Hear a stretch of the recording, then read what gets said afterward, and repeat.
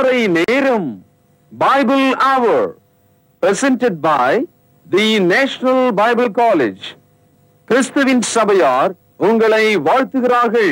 Satellite Bible School. அன்பானவர்களே, புதிய ஏற்பாட்டு தொழுகைக்கு திரும்புங்கள். இடம் YMCA வளாகம், ஹைகோர்ட் எதிரில், பிரதி ஞாயிறு காலை 11 மணி அளவில் அன்புடன் அழைக்கிறோம். Come and worship with us every Sunday at 11 a.m. YMCA Hall, opposite High Court, Parish Corner. பரிசுத்த ஆண்டவர் இயேசு கிறிஸ்துவின் இனிய நாமத்திலே திருமறை நேர உறவுகளை வாழ்த்தி வான்வழி வேத வகுப்புக்கு வரவேற்கிறேன். குடும்பத்துக்குள் இருக்க வேண்டிய ராஜ்யத்தின் குணாதிசயங்கள். காரணம், ராஜா எப்படி இருக்கிறாரோ மக்கள் அப்படி இருப்பாங்க. பொதுவாகவே அது ஒரு வழக்கு சொல். ராஜா எப்படி அவர் நல்ல குணமுள்ளவராக இருந்தால், நீதிமானாக இருந்தால், அந்த நாட்டின் மக்கள் எல்லாரும் கூட அப்படியே பின்பற்றுவாங்க. ராஜா துன்மார்க்கனாக இருந்தால் அநேக துன்மார்க்கர் தேசத்தில் பெருகிடுவாங்க. அதுபோல நம்முடைய குடும்பம் கூட, நம்முடைய குடும்பத்துக்குள்ள இருக்க வேண்டிய அந்த தகப்பன் தாயோட குணாதிசயங்கள் ரொம்ப முக்கியம். அந்த பிள்ளைகளுக்கான வழிகாட்டுதலாக அது இருக்கும். இன்றைக்கு குறிப்பாக இந்த காலகட்டங்களிலே கிறிஸ்தவ குடும்பத்தில் இருக்கிற பெற்றோர் கவனிங்க, வாலிப பிள்ளைகள் கவனிங்க, முதியோர் கவனிங்க. நம்முடைய வீட்டுக்குள்ளே ஒரு அமைதல், ஒரு இனிமை, கூச்சல் இல்லாத, சண்டை சச்சரவுகள் இல்லாத, அதை துவக்குவதற்கான ஒரு ஆயத்த மனநிலை இல்லாத சாந்தம் இருக்கிறதா? இன்னைக்கு நம்ம பார்க்க போகிறது இந்த சாந்த குணம் என்பது கிரேக்க சொல்லாக பிராட்டஸ் அப்படின்ற ஒரு சொல். இது என்ன அப்படின்னா சாதுவான, மென்மையான, அடக்கமான, இந்த வார்த்தைகள் எல்லாம் நாம அர்த்தம் கொள்ளலாம். இப்போ சாந்தமான ஒருவரை, சாந்த சொரூபி ஒருவரை நம்முடைய வாழ்க்கையில அரிதாக பார்க்க முடியுது. இப்பெல்லாம் ரொம்ப அரிது. யாரையாவது எப்பயாவது, நம்ம சொந்த பந்தங்கள்லாம் கூட யோசனை பண்ணி பாருங்களேன், ரொம்ப சாந்தமான கேரக்டர் அவங்க அப்படின்னா யாரோ ஒருத்தர் இருப்பாங்க. இன்றைக்கு நாம் நம்முடைய குடும்பத்தில் நாம் சாந்தம் உள்ளவர்கள் என்று அடையாளப்படுத்தப்படுகிறோமா? Do we have an identity? We have meekness as a character. இந்த meekness இருக்கு இல்லையா, அதை சேர்த்து ஒரு வாக்கியம் சொல்லுவாங்க, meekness is not weakness.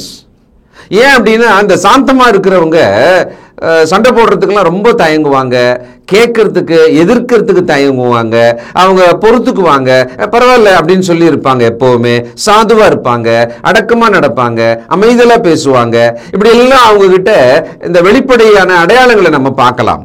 அப்போ பார்க்கிறவங்க என்ன நினைச்சிருவாங்களாம், அவர் ரொம்ப பலவீனமான ஆள் போல. நல்லா வேத வசனத்துல கவனிச்சு பார்த்தா ஆண்டவர் இயேசு சாந்த சொரூபி என்பதை நாம் ஒத்துக்கொண்டால், சாந்தம் என்பது ஒரு வலிமை. meekness is strength, it's not weakness. இதை முதல்ல மண்டையில ஏத்துக்குங்க. மத்தேயு 11:29, நான் சாந்தமும் மனத்தாழ்மையுமாய் இருக்கிறேன், என் நுகத்தை உங்கள் மேல் ஏற்றுக்கொண்டு என்னிடத்தில் கற்றுக்கொள்ளுங்கள், அப்பொழுது உங்கள் ஆத்துமாக்களுக்கு இளைப்பாறுதல் கிடைக்கும். நான் சாந்தமும் மனத்தாழ்மையுமாய் இருக்கிறேன். ஏன் இதை சொல்றாரு? வருத்தப்பட்டு பாரம் சுமக்கிறவர்களே, அந்த யூத மக்கள் நியாயப்பிரமாண பாரத்தை ஒரு பெரிய நுகத்தொடி போல சுமந்துட்டு இருக்காங்க, அதுல இழைச்சி போயிருக்காங்க அவங்க. அப்போ ஆண்டவர் அவங்க நடுவில் சொல்றாரு, இந்த பாரத்தை சுமந்து வருத்தத்தோடு இருக்கிறீங்க இல்லையா, வாங்க என்கிட்ட வாங்க, நான் உங்களுக்கு ஒரு சுமை, ஒரு நுகம் கொடுப்பேன். ஆனா இப்ப கொடுக்கறேன்னு என்னை பத்தி நீங்க முதல்ல தெரிஞ்சுக்கங்க. நான் சாந்தமும் மனத்தாழ்மையுமாய் இருக்கிறேன். இந்த கேரக்டரோட நீங்க வாங்க, இந்த மனோபாவத்தோட நீங்க வாங்க, வந்து நான் உங்களுக்கு கொடுக்கும் இந்த சுமையை, இந்த கட்டளைகளை, நீங்கள் சுமக்கக்கூடிய, நீங்கள் நடக்கக்கூடிய கட்டளைகளை ஏற்றுக்கொள்ளுங்கள். அப்பொழுது உங்கள் ஆத்துமாக்களுக்கு இளைப்பாறுதல் கிடைக்கும். அன்பான தேவ ஜனமே, சாந்தம், இந்த கேரக்டர் நம்மகிட்ட இருக்கா? இருக்கும், கண்டிப்பா இருக்கும். என்னன்னா அதோட அளவு ரொம்ப குறைவா இருக்கும். சில நேரங்களில் வீட்டில் காஃபியெல்லாம் போடுறதுக்கு அம்மா ஆயத்தம் பண்ணிட்டு சக்கரை பாட்டில் எடுப்பாங்க. எடுத்து பார்த்தாக்கா ஒட்டிட்டு இருக்கும், ஒரு 1/4 ஸ்பூன் தான் இருக்கும். பார்த்தா 4 பேருக்கு அவங்க டீ போடணும், காஃபி போடணும். ஒன்றும் பண்ண முடியாது, அது உதவாது. இப்போ ஒருத்தருக்கு கூட போட முடியாது வச்சுக்கோங்களேன், ஒரு டம்ளர் கூட அதை போட முடியாதுன்னா நம்முடைய வீட்டில் இப்படி ஒரு நிலைமை வந்திருக்கும் இல்லையா? நம்முடைய இருதயத்துக்குள்ளே இந்த சாந்தம் என்பது உங்களுக்கு உங்க வாழ்க்கைக்கு பயன்படுற அளவுக்கு இருக்கிறதா? ஏன்னா சாந்த குணம் உள்ளவர்கள், வேதம் ரொம்ப கரெக்டா சொல்லுது, ரொம்ப பெருசா அந்த பாக்கியத்தை சொல்லுது. உங்களுக்கு ஞாபகம் வந்திருக்கணுமே நேரம். மத்திய 5ஆம் அதிகாரம் 5ஆம் வசனம், சாந்த குணமுள்ளவர்கள் பாக்கியவான்கள், அவர்கள் பூமியை சுதந்திரித்துக் கொள்வார்கள். பூமியை சுதந்திரித்துக் கொள்வார்கள். இந்த பூமியை அப்படின்றத ஒரு ஆவிக்குரிய அர்த்தத்தில் ஏதாவது சொல்றதுக்கு வாய்ப்பு இருக்கா? அப்படி முயற்சி செய்வாங்க சிலர்லாம். எனக்கு தெரிஞ்சு பூமின்னா பூமி தான். இந்த பூமியில வாழும் வாழ்க்கைக்குள்ளே நாம் அனுபவிக்க வேண்டிய, பெற வேண்டிய நன்மைகளை பெறுவதற்கு சாந்த குணம் அவசியம்ன்றார். ராஜ்யத்தின் குணாதிசயங்களிலே முக்கியமானதாக இந்த சாந்தம் இன்றைக்கு ரொம்ப அரிதினும் அரிதானது, ரொம்ப மக்களிடத்தில் பார்க்க முடியாம இருக்கிறது. ஒருவேளை அது இருந்தாலும் கூட நம்மிடத்துல பத்தாத ஒரு சக்கரை சொன்ன பார்த்தீங்களா, அந்த அளவுக்கு இருக்கு. மத்திய 21ஆம் அதிகாரம் 4வது வசனம், இதோ உன் ராஜா சாந்த குணம் உள்ளவராய் கழுதையின் மேலும் கழுதை குட்டியாகிய மரியின் மேலும் ஏறிக்கொண்டு உன்னிடத்தில் வருகிறார் என்று சியோன் குமாரத்திக்கு சொல்லுங்கள் என்று தீர்க்கதரிசியினுடைய வார்த்தையை இங்கே குறிப்பிடுகிறார். ஓசன்னா என்று துதி பாடி, கம்பளங்களை விரித்து, ஒலிவ தழைகளை எல்லாம் கிளைகளை எல்லாம் வெட்டி போட்டு, அந்த கழுதை குட்டியின் மேலே ஆண்டவர் இயேசு பவனி வர அங்கே அவரை வாழ்த்தி ராஜாவே வருக என்பதை போல வரவேற்றாங்க. பார்த்தீங்களா? அந்த சமயத்தில் அதை பற்றிய தீர்க்க தரிசனம் அங்க சொல்லும் போது என்ன சொல்றாரு? சாந்த குணமுள்ள. ஆனா அங்க பாத்தீங்கன்னா ராஜா சாந்த குணமுள்ளவராய், ராஜாவர், அந்த ராஜாவினுடைய ஆளுகையின் கீழே நாம் இருக்கிறோம். கிறிஸ்தவ குடும்பம் ஆகிய நாம் நம்முடைய குடும்பத்துக்குள்ளே இந்த சாந்த குணத்தை வைத்திருக்கிறோமா, வளர்த்து கொண்டிருக்கிறோமா? இந்த சாந்த குணமா இருக்கணும்ன்றத நாம் மனதில் வச்சிருக்கோமா? முக்கியமா குணாதிசயங்கள் எல்லாமே நம்ம பிறப்புல இருந்தே வரணும் அப்படின்னு சொல்றாங்க தான். ஆனா நான் என்ன நினைக்கிறேன், இந்த குணாதிசயங்கள் எல்லாம் நாம் தெரிந்து கொள்ள வேண்டும். It is our choice. கோபமாக இருக்கவோ சாந்தமாக இருக்கவோ நாம் தெரிந்து கொள்வதில் இருக்கிறதுன்னு தான் நான் நம்புறேன். ஏன்னா வேதம் என்ன சொல்லுது? இரக்கமுள்ளவர்கள் பாக்கியவான்கள். நீ தான்ப்பா இரக்கமா இருக்கணும். சாந்த குணமுள்ளவர்கள் பாக்கியவான்கள், நீங்க தான் சாந்தமா இருக்கணும். இப்ப எனக்கு இன்பானாவே பில்டின் சொல்றாங்கல்ல, அப்படியே கம்பெனிலேயே அதை வச்சு அனுப்பிடுறாங்கன்னு, அந்த மாதிரி எனக்குள்ளே வந்துட்டு இருந்தா நான் அப்படியே தானே இருந்துருவேன். எனக்கு எதுக்கு தனியா சொல்லணும், நீ இப்படி இருப்பா, நீ இந்த குணத்துல இருப்பா அப்படின்னு ஏன் சொல்லணும்? அப்போ என்னோட சாய்ஸ் தெரியுது. பெரியோர் முதியோர்கள் இந்த சாந்த குணமுள்ளவர்களாக இருக்கணும்னு ஏன் முடிவு பண்ணறதில்ல? சாந்தமாக நம்ம நடந்துக்கணும் அப்படின்னு ஏன் நாம ஒரு உறுதியாக நினைக்கல? அப்படி இல்லாததுனால இந்த பூமியை சுதந்திரிப்பார்கள் அப்படின்றதுக்கு ஆப்போசிட்டா இல்ல நடக்கும், இழந்து கொண்டிருப்பார்கள். சாந்தம் இல்லைன்னா பதிலாக என்னதான் இருந்திருக்கும்? கோபம் இருந்திருக்கும். கோபம் அந்த மனிதனையும் அந்த மனுஷியையும் பிறரையும் அவர்கள் பெற வேண்டிய நன்மைகளையும் கெடுத்து போடும். 1 கொரிந்தியர் 4ஆம் அதிகாரம் 21வது வசனம், உங்களுக்கு என்ன செய்ய வேண்டும்? நான் பிரம்போடு உங்களிடத்தில் வர வேண்டுமோ அல்லது அன்போடும் சாந்தமுள்ள ஆவியோடும் வர வேண்டுமோ? இப்போ இந்த இடத்துல அவர் எதோட வரணும்னு கேட்கிறார். பெரம்பு எடுத்துன்னு கோபமா வரட்டுமா, அடிக்கிறதுக்கு வரட்டுமா, அல்லது அன்போடு சாந்தத்தோடு உங்களிடத்துல வரட்டுமான்னு கேட்கிறார். பாருங்க, ஒரு மனிதன் எந்த சாய்ஸ் எடுக்கணும் அப்படின்றத எதிரில் இருக்கிறவங்களுக்கு விட்டு கொடுக்கிறார். நீங்க முடிவு பண்ணுங்க, அப்ப நான் அப்படி வரேன் அப்படின்றார். அப்ப இது நாம் எடுக்கிற சாய்ஸ் தானே? சாந்தமுள்ள ஆவியோடு நான் நடந்து கொள்ள போகிறேன், சாந்தமுள்ள ஆவியோடு தான் நான் இருக்க போகிறேன். என் வீட்டுக்குள்ளே நான் சாந்தமாக, என் அலுவலகத்திலே நான் சாந்தமாக இருக்க போகிறேன். என்னை எரிச்சல் உள்ளவன், கோபம் உள்ளவன், என்னிடத்துல பழகவே முடியாது என்பதான ஒரு பெயர் எனக்கு இருக்கிறது. ஆனால் கிறிஸ்துவுக்குள்ளே சாந்த சுரூபியான என் ராஜா சாந்தமுள்ளவர், சாந்தம் மனத்தாண்மை உள்ளவராக இருக்கிறேன் என்று சொன்னவர், அவருடைய சீடனாக இருக்கிற நான் சாந்தத்தோடு இருக்க வேண்டுமே. இன்றைக்கு அந்த சாய்ஸ் எடுக்கலாமே. இருக்கு, நம்மகிட்டலாம் இருக்கு, அளவு கம்மியாக இருக்கு, நமக்கே போதலை, நம்ம குடும்பத்துக்குள்ள போதலை.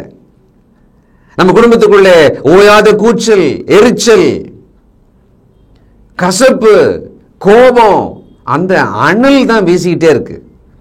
ஒரு ஹீட்டா இருக்கு வீடு, பொதுவா உறவுகள் அப்படிதான் இருக்கு. ஆனால் சாந்தம் என்று வந்தால் ஒரு மென்மை, இனிமை அங்க வரும் அந்த உறவுல. 2 தீமோத்தேயு 2ஆம் அதிகாரம் 24, 25.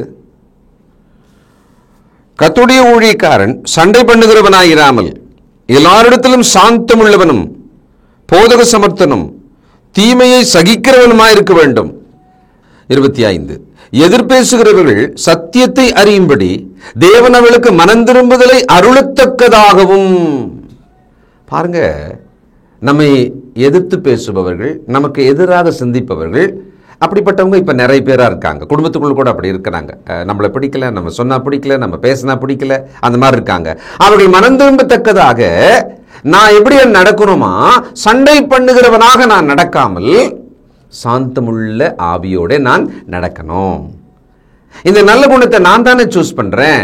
அப்போ நான் தான் ஆண்டவர் போல நடக்கணும். நான் ஆண்டவர் போல நடக்கிறேன் அப்படின்றதுனாலேயே ஆண்டவர் எனக்கு உதவி செய்வார் இல்லையா? கண்டிப்பா உதவி செய்வார். தயவு செய்து சாந்த குணம் உள்ளவர்களாக நாம் இருக்க வேண்டும் என்று தெரிந்து கொள்ளலாம், முதல்ல விரும்பலாம். அது எவ்வளவு இருக்கு அதெல்லாம் அப்புறம் இருக்கட்டும். நாம் முதல்ல விரும்பலாம். just desire to be meek person like Jesus Christ. தீத்து 3ஆம் அதிகாரம் 2வது வசனம். ஒருவனையும் தூஷியாமலும் சண்டை பண்ணாமலும் பொறுமையுள்ளவர்களாய் எல்லா மனுஷருக்கும் சாந்த குணத்தை காண்பிக்கவும் அவர்களுக்கு நினைப்பூட்டு. ரொம்ப ஆச்சரியமா இருக்கு எனக்கு. சாந்த குணத்தை காண்பிக்கும் பொருட்டு. நல்ல குணத்தை காமியம்பா பெரியவங்க சொல்லுவாங்க சில நேரத்தில். அங்க போய் ஏன் நீ எரிஞ்சு விழுந்த, நீ நல்லவன் தானே, உன் நல்ல குணத்தை காமி, கடவுள் உனக்கு நன்மை செய்வார், காரியத்தை மாற்றுவார். இங்க இருக்கும்போது நல்லா பேசுற, அங்க போன பிறகு ஏன் எரிஞ்சு விடுற, ஏன் கோவப்படுற, ஏன் சண்டை போடுற? நல்லதானே சொல்லிட்டு போனேன், நான் அமைதியாக தான் பேசுவேன், சாந்தமாக தான் பேசுவேன்னு சொல்லிட்டு. ஆனால் இவருக்கு என்னன்னா முகத்தை பார்த்த உடனே கோபம் வந்துடுது இவருக்கு. அப்ப பாருங்க, சாந்த குணமாக நாம் இருக்கிறதை மனிதருக்கு முன்பாக காட்ட வேண்டி இருக்கு, நடக்க வேண்டி இருக்கு. அந்த பொறுப்பு நமக்கு இருக்கு. ஏன் அப்படின்னா நம்முடைய ராஜா யார், நம் ரட்சகர் யார். அதனால யாக்கோபு 3ஆம் அதிகாரம் 13வது வசனம். உங்களில் ஞானியும் விவேகியுமாய் இருக்கிறவன் எவனோ அவன் ஞானத்துக்குரிய சாந்தத்தோட தன் கிரியைகளை நல்ல நடக்கையினாலே காண்பிக்க கடவன். சாந்த குணத்தை யாவருக்கும் காட்டுங்கள் அப்படின்னு சொன்ன மாதிரி இங்கே அதுக்கு சமமா இன்னொரு வசனம் இருக்கிறது. உங்கள் ஞானம், உங்களுடைய ஞானம் இருக்கு இல்லையா, அதோட சாந்தம் சேர்ந்து இருக்கணும். ரொம்ப ஞானவான் அப்படின்றதுனாலேயே எடுத்தறிஞ்சு பேசுற ஆளா, எதிரில் இருக்கிறவங்க எல்லாம் அவர்கள் முகங்களை உடைக்கும்படி, இருதயத்தை உடைக்கும்படி பேசுற ஆளா நானே இருக்கக்கூட. எனக்கு ரொம்ப ஞானம் இருக்குன்றதுனால, ஞானம் எவ்வளவு இருக்கிறதோ அங்க சாந்தம் இருக்கணும்ன்றார்.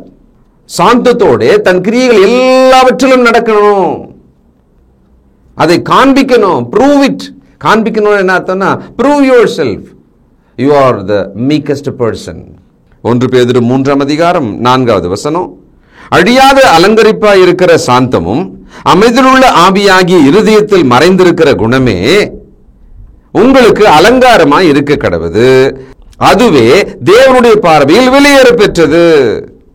அழியாத அலங்கரிப்பாய் இருக்கிற சாந்தமும் அமைதலுமுள்ள ஆவியாகிய, சாந்தமும் அமைதலுமுள்ள ஆவி, சாந்தமுள்ள ஆவி. இப்போ மனிதர்கள் எப்படி இருக்கிறாங்க அப்படின்னா, ஒருத்தர் கோபமா ஒன்னு சொல்றதுக்காக வந்து நிக்கிறாருன்னு வச்சுக்கோமே, அவர் முகத்தை பார்த்து அவர் கோபமா இருக்கிறாரு, ஏதோ சொல்ல போறாரு அப்படின்னு இவங்க புரிஞ்சுக்கிட்டு 2 மடங்காக இவர்கள் கோபத்தினால் அவர்களை தாக்கிடுறது. அவ்வளவு தயாரா இருக்காங்க, ரெடி டு ஷூட்ன்ற மாதிரி. இந்த குடும்பங்களுக்குள்ளே, உறவுகளுக்குள்ளே எப்படி நம்ம பேசி, நம்முடைய உரையாடல் எப்படி இருக்கிறது? சாந்தமா இருக்கிறதா, அமைதலா இருக்கிறதா, மென்மையா இருக்கிறதா, இனிமையா இருக்கிறதா? அப்படி எங்க இருக்க விடுறாங்க? அவ்வளவு எரிச்சல், அவ்வளவு கோபம் விட்டுறாங்களே. ஒரு தடவை 2 தடவைன்னா பரவாயில்ல, 10 தடவையா சொல்றது. பிள்ளைகளை காலையில் எழுந்துறீங்க அப்படின்னு சொல்றத 1000 முறை சொல்ற மாதிரி இருக்கே, எப்படி கோபம் வராம இருக்கும்? அதனால காலையில எழுப்பும் போது எருமை நாயே அப்படின்னு சொல்லி தான் எழுப்ப வேண்டியதாகுது. அந்த பிள்ளைகளோ அல்லது எழுந்திருக்க வேண்டியவர்களோ அந்த கோப உணர்வோடு அவங்களும் எழுந்திருப்பாங்க. அந்த காலை பொழுது எப்படி இருக்கும்? வீட்டில் சாந்தம் இல்லை. நமக்கு சாந்தம் தேவை. யாருக்கு இது புரியுதோ அவங்க முடிவு எடுத்துக்கலாம், புரியாதவங்க அப்புறம் புரிஞ்சுக்கிட்டோம். கலாத்தியர் 6ஆம் அதிகாரம் 1 வசனம், சகோதரரே, ஒருவன் யாதொரு குற்றத்தில் அகப்பட்டால் ஆவிக்குரியவர்களாகிய நீங்கள் சாந்தமுள்ள ஆவியோடு அப்படிப்பட்டவனை சீர்பொருந்த பண்ணுங்கள், நீயும் சோதிக்கப்படாதபடிக்கு உன்னை குறித்து எச்சரிக்கையாயிரு. இந்த வசனத்தை நாம படிச்சிருப்போம், கேட்டிருப்போம். இப்போ ஒரு நல்ல விஷயத்தை நாம கற்றுக்கொள்ளலாம். நீங்கள் குற்றத்தில் அகப்பட்டவர்களை அணுகி அவர்களை சீர்திருத்தும் பொழுது சாந்தமுள்ள ஆவியோடு செய்யுங்க.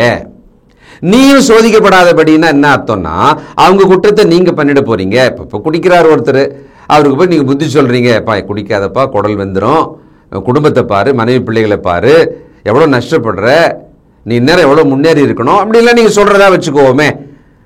அப்போ நீங்கள் சாந்தத்தோட அமைதலோட நீங்க சொல்லுங்க, புத்தி சொல்லுங்க, சீர்திருத்துங்க. இப்ப நீங்க சோதிக்கப்படாம பாத்துக்கங்க. இப்ப இவர் சோதிக்கப்பட்டார் வச்சுக்கலாம், இவர் என்ன ஆயிடுவார்னா அந்த குடிகாரனை விட மகா கேவலமா கெட்ட வார்த்தையில இவர் திட்டுறாருன்னு வச்சுக்கோங்களேன், இவர் அங்கே சிக்கிட்டாருன்னு அர்த்தம். இவர் தன்னுடைய அந்த ஸ்தானத்தை இழந்துட்டாருன்னு அர்த்தம். மூணாவது ஒருத்தர் பார்த்து இருந்தப்ப அவர் என்ன சொல்லுவார்னா, இதுல யாரு குடிச்சிட்டு பேசுறா, அவன் பேசுனதை விட பெருசா இவர்ல பேசிருக்கிறாரு, இப்போ பயங்கரமா இல்ல இவர் திட்டுறாரு, அப்ப இவரும் குடிச்சிருக்கிறாரோ அப்படின்னு வாங்க. உதாரணத்துக்கு சொல்றேன், நீங்களும் சோதிக்கப்படாதபடிக்கு அவர்கள் இவ்வளவு மோசமா இருக்காங்க, அதனால நான் இப்படித்தான் இருக்கிறேன், நான் இப்படி ஆயிட்டேன், அவங்களால நான் இப்படி ஆயிட்டேன், நான் கோவம்லாம் படமாட்டேன், நான் மென்மையா தான் இருப்பேன், நான் சாந்தமா தான் பேசுவேன், அமைதியா தான் இவ்வளவு நாள் பேசிட்டு இருந்தேன், ஆனா அவங்க பண்றதை பார்த்து எனக்கு தாங்கல, நான் இப்போ அவங்களோட ரொம்ப மோசமான கோவக்காரனா மாறிட்டேன், சண்டைக்காரியா மாறிட்டேன், என்னால சாந்தமா இருக்கவே முடியல. சாத்தான் ஜெயிச்சிட்டான். பாத்தீங்களா? நமக்கு நல்ல ஒரு வாய்ப்பு கிடைச்சது, ஒருவரை சீர்திருத்தும்படியாக. நம்ம குடும்பத்துக்குள்ளவே ஒருத்தருக்கு ஒருத்தர் நாம் சீர்திருத்தி அவர்களை தேவனுக்கு பிரியமானவர்களாக மாற்ற வேண்டிய பொறுப்பு, கட்டாயம், கடமை நமக்கு இருக்கா இல்லையா? அதை நம்ம எப்படி செய்கிறோம்? சாந்தமுள்ள ஆவியோடு செய்யுங்கள். எபேசியர் 6ஆம் அதிகாரம் 4வது வசனம், பிதாக்களே, பெற்றோரேன்னு வச்சுக்கலாம், நீங்களும் உங்கள் பிள்ளைகளை கோபப்படுத்தாமல் கர்த்தருக்கேற்ற சிக்ஷையிலும் போதனையிலும் அவர்களை வளர்ப்பீர்களாக. ஒரு செடி வாங்கி தொட்டியில வச்சிருக்கிறோம் நம்ம, அது ஒரு ஒரு 2-3 கிளைகளோட சின்ன செடியா இருக்குன்னு வச்சுக்கோம். ஒரு மிளகாய் செடி வாங்கி வச்சிருக்கோம், ஒரு வெண்டைக்காய் செடி வாங்கி வச்சிருக்கோம். இப்போ அது வளரணும் அப்படின்னு பொழுது 2வது நாள் 3வது நாள் பார்க்குறோம், ஒரே ஒரு சின்ன துளிர் குட்டியாக தான் வந்திருக்குது. இது வளரவே மாட்டேன்தே அப்படின்னு சொல்லிட்டு அது வேகமாக வளரணுன்றதுக்காக நீங்கள் அதனுடைய துளிர் பகுதி இருக்கு இல்லையா, அதை பிடிச்சி கொஞ்சம் இழுத்து இழுத்து விடுங்களேன். உங்களுக்கே சிரிப்பு வருது இல்லை? அது எப்படி இழுத்து விட்டா வளர்ந்துருமா? அது உடஞ்சிரும் இல்லை? அந்த முனை டெய்லி நீங்கள் இழுத்து விடுங்க, அந்த முனை உடஞ்சிக்கிட்டே இருக்கும்.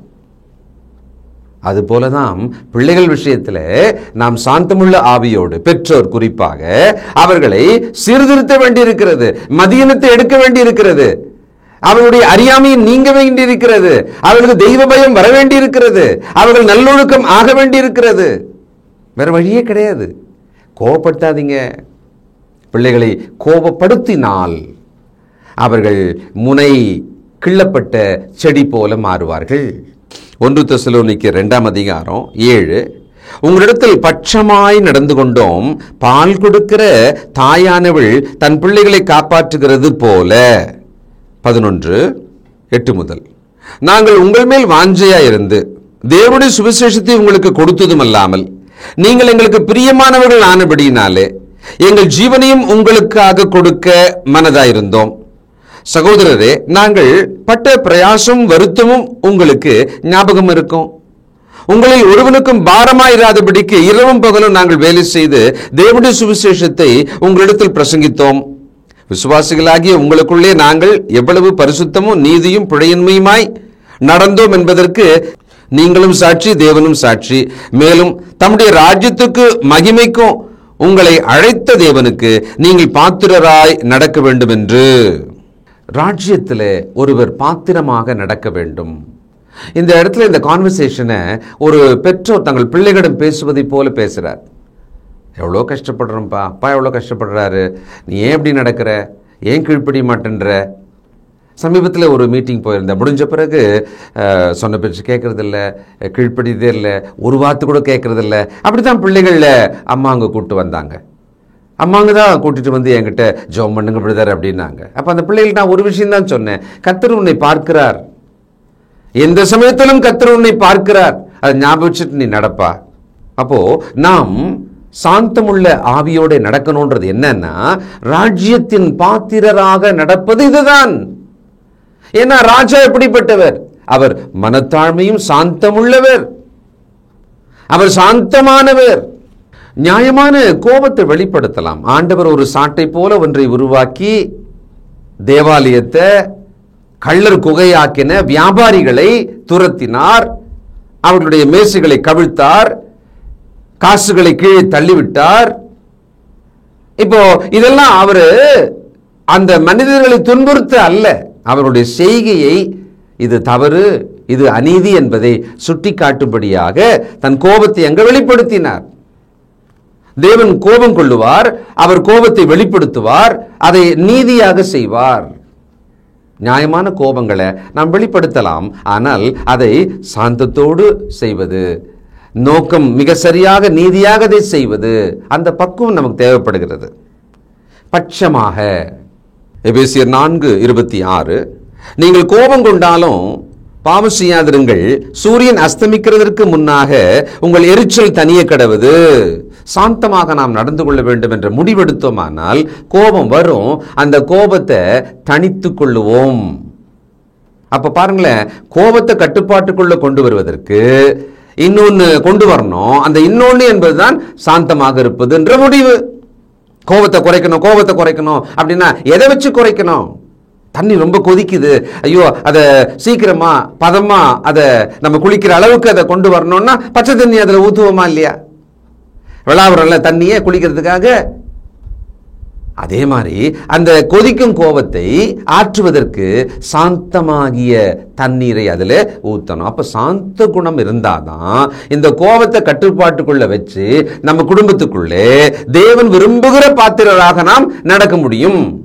யாக்கோபு 1:19 முதல் இந்த புத்திமதியை கவனிங்க. ஏன்னா இன்னைக்கு கர்த்தருடைய வசனத்தை சொன்னா ரொம்ப சலிப்பும் எரிச்சலுமா இருக்கு. நிறைய பேருக்கு எரிச்சலா இருக்கு அப்படின்றத விட ஒரு பெரிய வார்த்தையா நீங்க நினைக்கலாம், ரே வசனம்லாம் கேட்காமையா, அதாவது மனம் இல்லைன்னு வச்சுக்கோங்களேன். உங்களுக்கு எது வேணாலும் இருக்கட்டும், கர்த்தருடைய வார்த்தையை கேட்கறதுக்கு மனசே இல்லைன்னா அந்த மாதிரி ஆயிடுறோம். சரி, அப்ப அதுக்கு என்னதான் பண்ணணும்? நம்ம எதில் கொஞ்சம் கவனமா இருக்கணும் பாருங்க. 19 முதல், ஆகையால் என் பிரியமான சகோதரரே, யாவரும் கேட்கிறதுக்கு தீவிரமாயும் பேசுகிறதற்கு பொறுமையாயும் கோபிக்கிறதற்கு தாமதமாயும் இருக்க கடவர்கள். மனுஷனுடைய கோபம் தேவனுடைய நீதியை நினைப்பிக்க மாட்டாதே. ஆகையால் நீங்கள் எல்லாவித அழுக்கையும் கொடிய துர்குணத்தையும் ஒழித்துவிட்டு உங்கள் உள்ளத்தில் நாட்டப்பட்டதாயும் உங்கள் ஆத்துமாக்களை ரட்சிக்க வல்லமையுள்ளதாயும் இருக்கிற வசனத்தை சாந்தமாய் ஏற்றுக்கொள்ளுங்கள். அந்த சாந்த குணம் எங்கிருந்து வேலை செய்ய வேண்டியிருக்கு, எங்க நமக்கு பயன்பட வேண்டியிருக்கிறது? வசனங்களை கேட்கிற சமயத்திலிருந்தே நமக்கு சாந்த குணம் இருக்கணும். இவ்வளோ நாள் வசனம் கேட்டுக்கிட்டே இருக்கிறாங்க, கொஞ்சம் கூட மாற்றம் இல்லையே, கொஞ்சம் கூட திருந்தலையே. பிரச்சனை என்ன? இந்த குணம் குறைவா இருக்கு. எது? சாந்தம். அவர்கள் சாந்தமாக அந்த கர்த்தருடைய வசனங்களை ஏற்றுக்கொள்ளவே இல்லை. கேட்டுக்கொண்டிருந்தார்கள், சத்தம் கேட்டது, சொல்லப்படும் இடத்தில் இருந்தார்கள், 1000 முறை வந்தார்கள், ஆனால் சாந்தமாக அதை தங்கள் இருதயத்துக்குள்ளே ஏற்றுக்கொள்ளவில்லை. அப்ப இந்த சாந்த குணம் பாருங்கள் எவ்வளவு பேசிக்கா இருக்கு, அடிப்படையா இருக்கு இல்லையா? என் அன்பு தெய்வ ஜனமே, இந்த சாந்த குணத்தை தொலைந்து போன ஒன்று போல நாம் விட்டுவிட்டோம். தொலைஞ்சிச்சு, அவ்வளவுதான். இனிமேல் அதெல்லாம் கிடைக்காது. இல்லை, நாம் அதை மீட்டெடுக்கலாம். நம்முடைய ஆண்டவர் சொல்றாரு, நான் சாந்தம் மனத்தாழ்மையா இருக்கிறேன், கற்றுக்கொள்ளுங்கள், என்னிடத்தில் கற்றுக்கொள்ளுங்கள். மறுதலித்தவனை மன்னித்தார், காட்டி கொடுத்தவனை சிநேகிதனே என்று சொன்னார். யூதாஸ் திரும்பி வந்திருந்தா கட்டி பிடிச்சி மன்னிச்சிருப்பார். கண்டிப்பா காட்டி கொடுக்கிற வேலை முடிஞ்சது. இப்போ நாம் நம்முடைய கிறிஸ்தவ குடும்பத்துக்குள்ளே ஒவ்வொருவரும் இதை விளங்கிடுச்சு, எனக்கு நல்ல புரிஞ்சது பிரதர் இன்னைக்கு அப்படின்றவங்க எல்லாம் சாந்த குணமாக நடந்து கொள்ள தீர்மானிங்கள், ஒப்பு கொடுங்கள். இப்ப நான் ஜெபம் பண்ண போறோம். இதுக்கு எப்படி ட்ரைனிங் வரும் தெரியுங்களா? சாந்த குணமா இருக்க முடியாத அளவுக்கு உங்களை கோபம் மூட்ட, எரிச்சல் மூட்ட, உங்களை சோதிக்கும்படியாக இப்படித்தான் நடக்கும். நீங்க முடிவு எடுத்தீங்கன்னா அதான் உங்களுக்கு எக்ஸசைஸ். தயவு செய்து கர்த்தருடைய வார்த்தைக்கு நம்மை ஒப்பு கொடுக்கலாம். ஜெபம் பண்ணுவோம். இரக்கமுள்ள பிதாவே, பரிசுத்தர் பரிசுத்தரே, நம்முடைய அற்புதமான வேத வாக்கியங்கள் கண்ணாடி முன்னாலே நின்று எங்களை பார்த்தது போல இருக்கிறது, எங்களை அளவெடுத்தது போல இருக்கிறது, எங்களை எடை போட்டது போல இருக்கிறது. அப்பா, எங்களை தாழ்த்துகிறோம். சாந்த குணமுள்ளவர்களாக இருக்கவே விரும்புகிறோம். அதை இன்னும் உறுதியாக நாங்கள் தீர்மானிக்க இன்று எங்களை ஒப்புக் கொடுக்கிறோம். எங்கள் மேல் கிருபையாயிரும், எங்களுக்கு உதவி செய்யும். இதோ எங்கள் சாந்த சொருபியாம் ஆண்டவரை உற்று பார்த்து அவரை போல் வாழ்வதற்கு எங்களை ஒப்புக் கொடுக்கிறோம்ப்பா. எங்கள் குடும்பங்களுக்குள்ளே சாந்தம், அமைதல், அடக்கம், மென்மை, இனிமை இருக்கத்தக்கதாக ஆசீர்வதியும். இயேசு கிறிஸ்துவின் பரிசுத்த நாமத்தில் ஜெபிக்கிறோம் பிதாவே, ஆமென். அன்பானவர்களே, புதிய ஏற்பாட்டு தொழுகைக்கு திரும்புங்கள். இடம் YMCA வளாகம், ஹைகோர்ட் எதிரில், பிரதி ஞாயிறு காலை 11 மணி அளவில் அன்புடன் அழைக்கிறோம். Come and worship with us every Sunday at 11 a.m. YMCA Hall, opposite High Court, Parish Corner. தொடர்பு கொள்ள வேண்டிய முகவரி: திருமறை நேரம், 58 சர்ச் தெரு, குமரன் நகர், சென்னை 6,82,000. தொலைபேசி எண் 044255008882. செல்போன் 9385500882. கர்த்தாவே, தேவர்களில் உமக்கு பானவர் யார்? வானத்திலும் பூமியிலும் உமக்கு பானவர் யார்? உமக்கு பானவர் யார்? உமக்கு பானவர் யார்? வானத்திலும் பூமியிலும் உமக்கு பானவர் யார்? வானத்திலும் பூமியிலும் உமக்கு பானவர் யார்?